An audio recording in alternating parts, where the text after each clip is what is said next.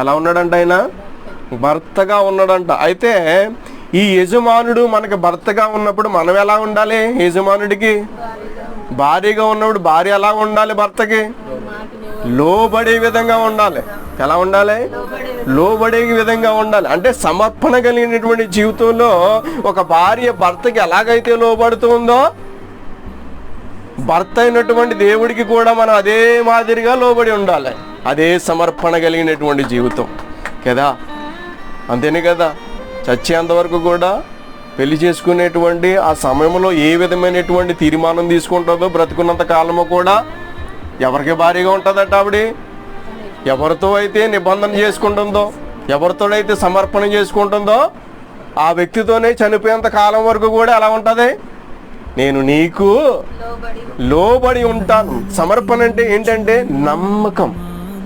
ఏంటమ్మా?